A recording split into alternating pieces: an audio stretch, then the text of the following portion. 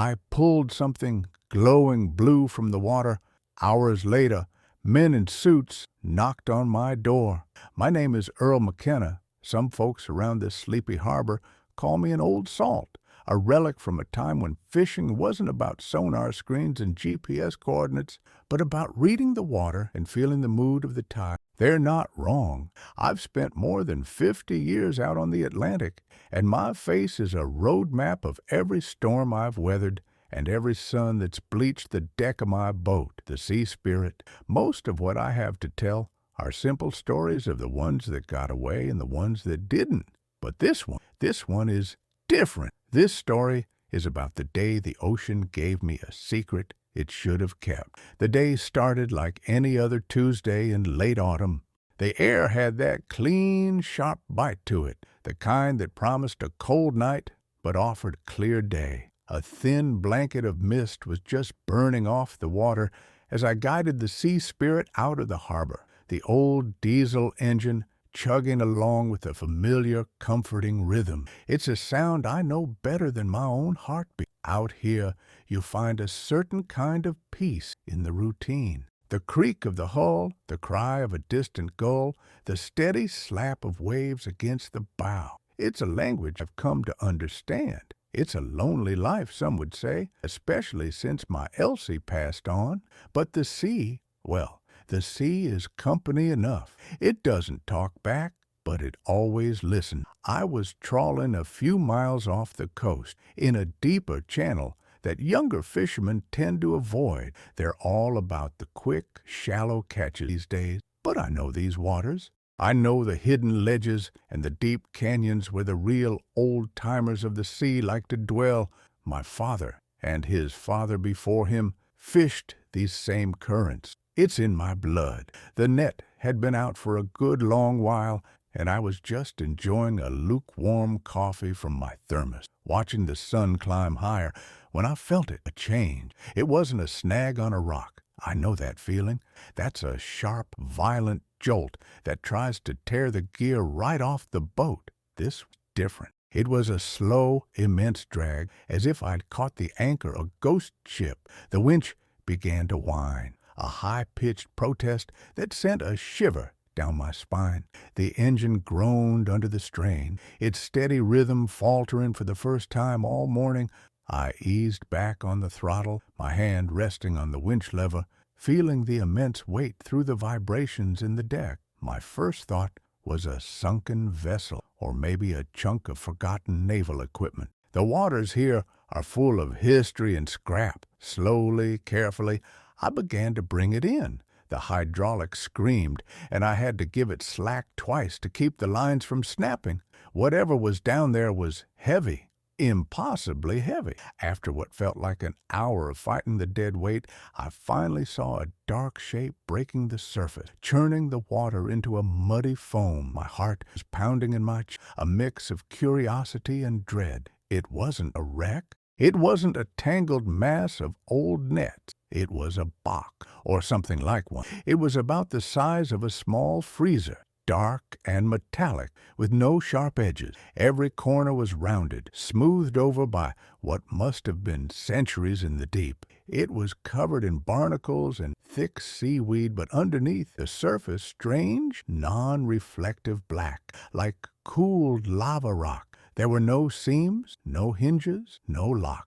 It looked like it was forged from a single, solid piece of something that wasn't quite iron and wasn't quite stone. I ran my calloused hand over it, the metal cold and unnervingly smooth beneath the marine growth. It felt ancient, alien. There were faint, geometric patterns etched into the surface, lines that swirled and intersected in ways that made me feel dizzy. Stared too long. Using the boom winch, I managed to heave the thing over the gunwale and onto the deck with a heavy, solid thud that made the whole boat shudder. I spent the next hour circling it, prodding it with a gaff hook, trying to make sense of it. It was completely sealed, no way in. I scraped off some of the barnacles, hoping to find a maker's mark, a name, anything. There was nothing, just that strange dark metal and the unsettling pattern. A part of me, the sensible part, screamed to push it right back over the side. Let the sea keep its secrets. But another part, the curious old fool in me, couldn't let it go. This felt important, like I was meant to find it. I made my decision. I covered it with a heavy canvas tarp, securing the corners so it just looked like a pile of gear. My other catches for the day were meager, but I didn't care. My mind was consumed by the object sitting silently on my deck. The journey back to the harbor was tense. Every passing boat felt like an intrusion. Every glance from another fisherman felt like an accusation. I felt like a smuggler, carrying a cargo I didn't understand. I docked the sea spirit just as the sun began to bleed out over the horizon, painting the sky in strokes of orange and purple. The harbor was quiet.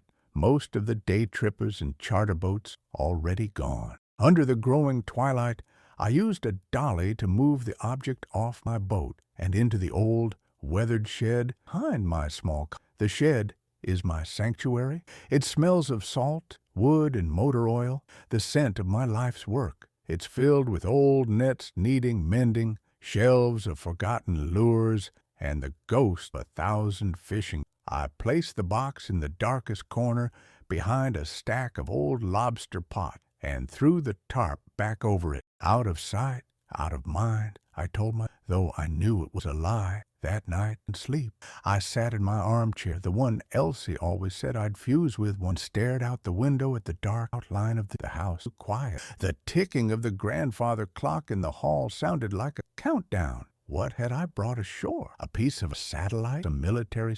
The question circled in my head like shark. Around midnight, unable to bear the suspense any longer, I pulled on my boots and walked out into the cold night air. The moon was a thin sliver, offering little light. As I approached the shed, I noticed something strange. A faint light was leaking from the cracks around the old wooden door. It wasn't yellow like a light bulb or white like a flashlight. It was blue, a deep, ethereal blue that seemed to breathe. My hand trembled as I lifted the latch and pushed the door open. The air inside was cool and still. The light was coming from the corner, from beneath the tarp. I pulled the canvas away, and my breath caught in my throat. The object was glowing. A soft blue light pulsed from within, illuminating the strange patterns on its surface, which now seemed to be shifting, moving in slow, hypnotic rhythms. It wasn't a harsh, mechanical light. It was gentle, organic, like the bioluminescence of a deep-sea creature. The glow filled the dusty shed, casting long, dancing shadows from the hanging nets and old tools. It made no sound. It gave off no heat. It just was. I stood there for a long time, mesmerized and terrified in equal measure. The ocean had coughed up one of its deepest secrets, and it was now sitting. I felt a profound, crushing weight of responsibility settle over me. This wasn't just a piece of scrap metal. This was something else entirely. And I knew, with a certainty that chilled me to the bone, that I was the only person in the world who knew it. I replaced the tarp, the blue glow now muted but still visible, a secret heartbeat in the dark. As I latched the shed door, I looked out over the dark, sleeping town, then towards the endless black expanse of sea. I had a terrible feeling that my quiet, predictable life just ended. The next morning, the sun rose on a world that felt fundamentally altered. I woke before my alarm. The phantom blue glow still burned onto the back of my eyelid. My first instinct was to rush to the shed, but I stopped my haste is a fool's game. I made my coffee, my hands moving through the familiar motions on autopilot, but my mind was a churning sea of anxiety. Every creak of the old house sounded like footsteps. The whistle of the kettle sounded like a siren.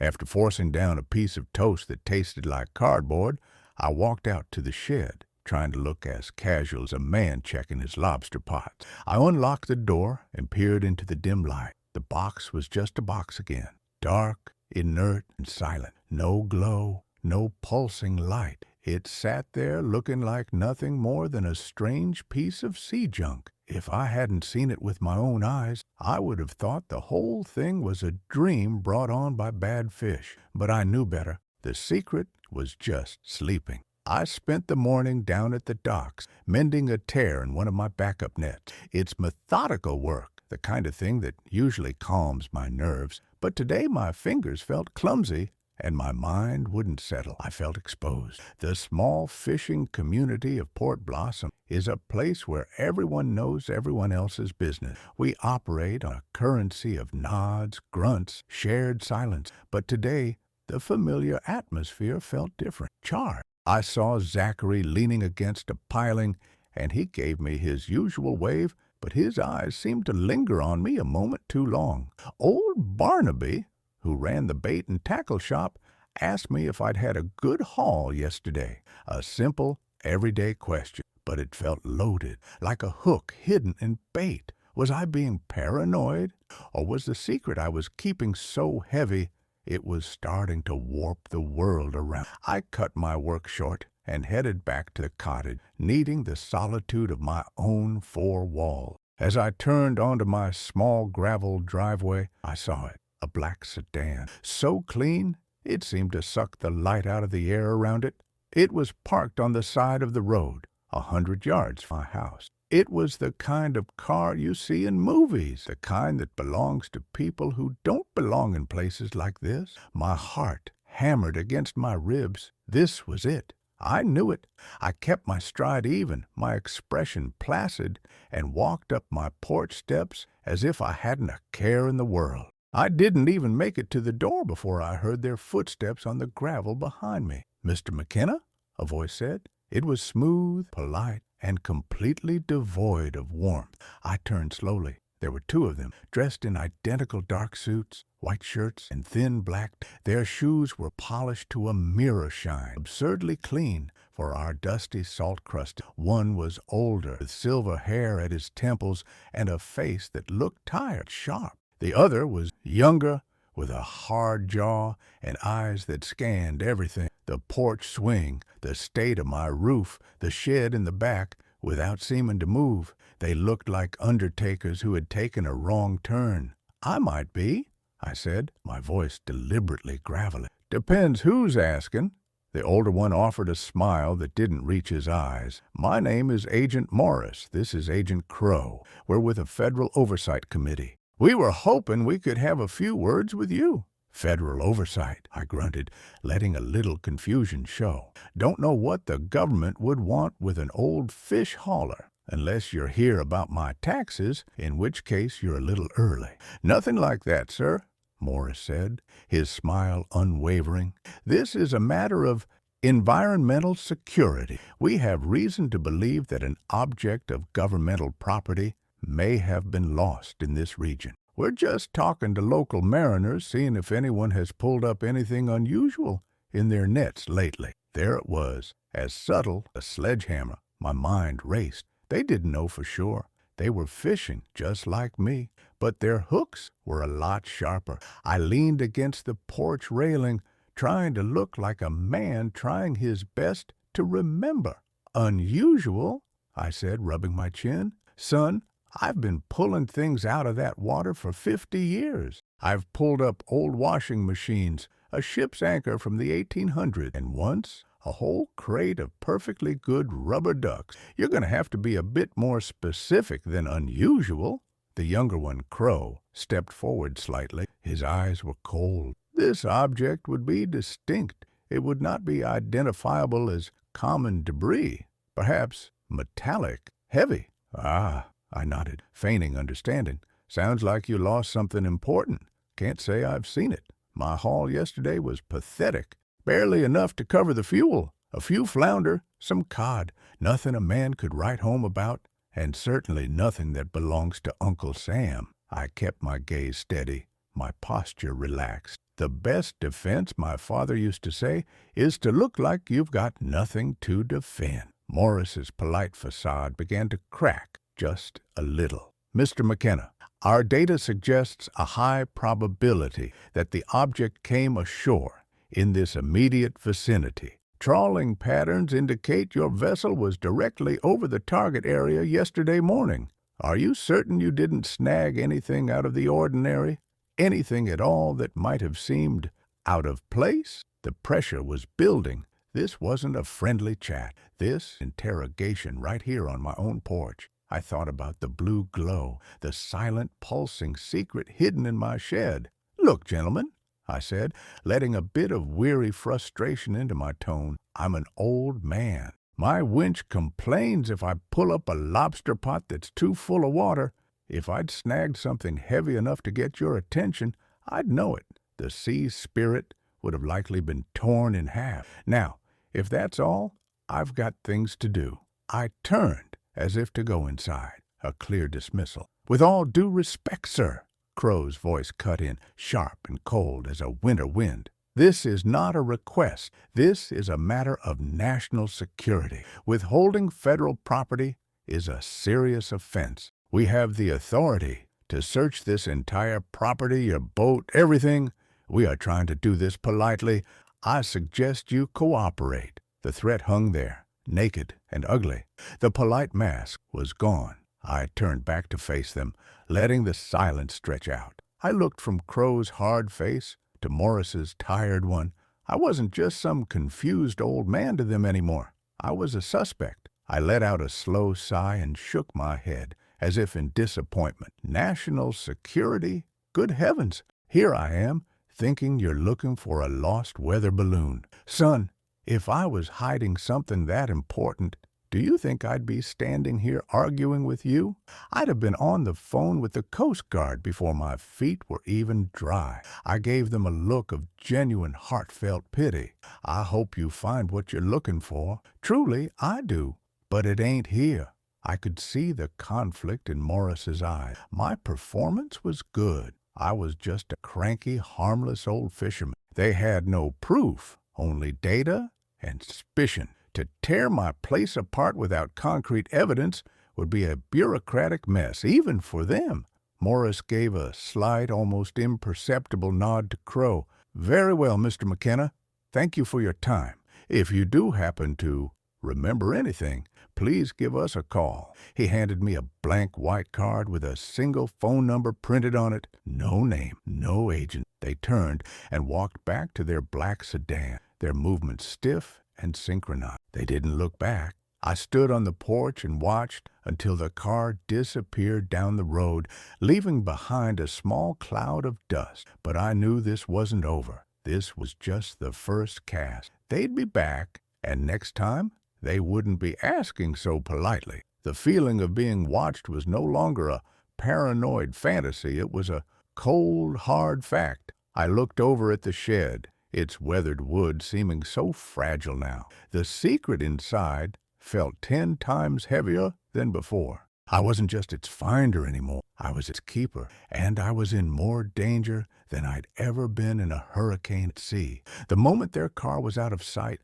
the facade of the cantankerous old man crumbled. My legs felt weak, and I had to grip the porch railing to steady myself. My heart was a trapped bird beating against my ribs. I stood there for a long time, listening to the silence they had left behind, a silence that felt heavier and more threatening than their words. They hadn't believed me, not for a second. I knew it. That visit was a warning shot across my bow. They were letting me know they were here, giving me a chance to surrender the prize willingly. I didn't. They retreated to plan their next move. Quiet little cottage, sanctuary for over 40 years, suddenly felt like a cage. Every window seemed like a potential vantage point for unseen. I went inside and drew the curtains, an act so foreign in my home that it felt like I was boarding up against a coming storm. The gloom that filled the rooms mirrored the one in my soul. I was a fisherman, a simple man who understood tides and weather patterns. I was not equipped to play games with men in dark suits who spoke of national security. I knew I couldn't just sit here and wait. They would be back, perhaps a warrant. They didn't seem like men who were overly concerned with legal niceties. My first thought was to get the object out of the shed. But to where? I couldn't bury it. They'd have detectors. I couldn't sink it in the harbor. It was too shallow, too public. The very thing that made it so extraordinary, its mysterious origin and purpose, now made it an anchor chained my leg, dragging me down into deep, dangerous waters. I spent the afternoon in a state of agitated paralysis, pacing the floors of my small home. I kept replaying the conversation, searching for any mistake I'd made, any tell that had given me away. Had my hands trembled? Had my voice wavered? I was an old man, but I wasn't a fool. My life at sea had taught me patience, strategy. You don't fight a storm head-on. You ride with it, using its own power to guide you to safety. I had to think like them. They had data, trawling pattern. They had a location. What they didn't have was the object itself. That, my only advantage. As dusk settled, casting long shadows across my yard, an idea began to form. It was a desperate, reckless idea, the kind you get when you're cornered. The ocean had given me this secret, and maybe only the ocean would take it back. Not just anywhere, but a place they would never think to look. A place they could never reach. There is a spot about 15 miles offshore, a place the charts call the Mariner's Trench, but the old-timers like me just call the Maw. It's a deep submarine canyon, a jagged scar on the ocean floor where the bottom drops away into utter blackness. The currents there are treacherous and unpredictable. It's a place that eats anchors and spits out storms, a place where things go to disappear forever. The decision settled in my gut with the cold, heavy certainty of a stone. I couldn't keep it. I couldn't give it to them. The only honorable thing to do was to return it to the depths from whence it came. It felt right. The object didn't belong in a government lab, being pried open and dissected by men who saw it as a weapon or a resource. It felt ancient, almost sacred. It belonged to the mystery, but I had to be smart about it. They were watching me. I was sure of it. Leaving the harbor now in the dead of night would be like sending up a signal flare. I needed a plan. My chance came just after 2 a.m. A heavy fog, thick as woolen blankets, rolled in from the sea, swallowing the coastline. It was a gift from the Atlantic itself, the kind of fog that muffles sound, blinds the eyes, and makes the world shrink to a few dozen feet in any direction. Under its I could move. I put on my darkest clothes and slipped out the back. The world was a murky, silent gray. Even the perpetual lighthouse beam was reduced to faint, pulsing glow. I crept to the shed, my movements slow and deliberate. Inside, I didn't need a light.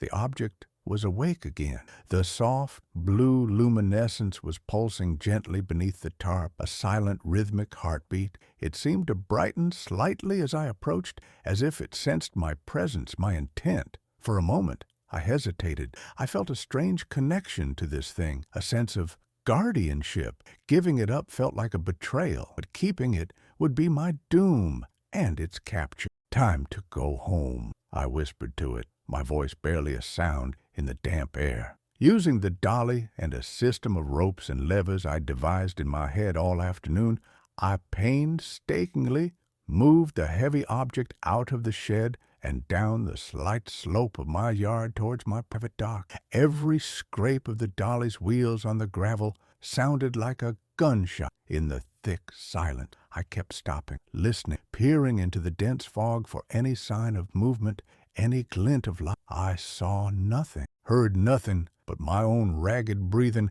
and the distant mournful clang of a buoy bell. Getting it onto the sea spirit was the hardest part. The boat rocked uneasily at the dock, and the object's weight was immense. I strained every muscle, my old bones groaning in protest. Finally, with one last desperate heave, I slid it onto the deck. I didn't cover it this time. In the swirling fog, its blue glow was my only compass, strange, secret lantern. I cast off the lines and fired up the old diesel engine, keeping it at its lowest, quietest idle. The sea spirit slipped away from the dock, a ghost, swallowed by the fog almost immediately. I didn't turn on my navigation light. It was a massive risk. Greater risk was being seen. I navigated by instinct, the feel of the water, a mental matched into my brain over, and by the strange blue light emanating. As I cleared the harbor mouth, I pushed the throttle forward. The engine's growl seemed deafening in the fog, but I had no choice. I had to put distance between myself and the shore. I was heading for the maw. I was about 10 miles out when I saw it, a light. Not the steady sweep of the lighthouse or the friendly blink of a channel marker. This was a powerful searchlight, cutting a sharp white cone through the thick fog off my port side. Then another appeared to starboard. My blood ran cold. They hadn't been watching my house. They'd been watching the water. They had boats out here waiting. They hadn't seen me yet, their lights sweeping back and forth aimlessly in the disorienting fog. But they were hunting. I was prey. My small fishing trawler was no match for whatever high-speed vessels they were using. But they didn't have what I had, a lifetime of knowledge of these specific, treacherous waters. I turned the sea spirit hard, heading not for the open water of the maw, but towards a notorious chain of rocky shallows known as the Devil's Teeth. It was a suicidal move in this visibility for anyone else, but I knew a narrow, deep channel that cut right through the middle of them, a secret only a handful of old fishermen knew. Their powerful boats and deep drafts wouldn't be able to follow. The chase was on. I could hear the thrum of their powerful engine getting closer. They must have had radar, picking up my faint signature of fog. A searchlight beam swept across my stern, momentarily illuminating my wake. They had me. "All right, old girl," I muttered to my boat, my hands gripping the wheel so tight my knuckles were white. "Let's show 'em what you can do." I navigated the channel by memory, the sound of waves crashing on rocks perilously close on either side. The blue glow from the object on my deck seemed to pulse faster, brighter, its light reflecting off the thick walls of fog, turning my boat into a surreal, spectral vessel. It was as if it knew the stakes, as if it was urging me on. I glanced back. One of their boats, faster and more reckless than the other, had tried to follow me. I heard a sickening crunch of metal on rock, followed by a shower of sparks and a flurry of angry shouts that were quickly swallowed by the fog. One down. I cleared the Devil's Teeth and burst back into open, albeit still foggy water. I had bought myself some time. I pushed the throttle to its maximum, the old engine screaming in protest as I made a final, desperate run for the maw. The second boat was still behind me, more cautious now, still gaining. The fate of my strange cargo and my own would be decided in the next few minutes, out here in the cold, blind darkness.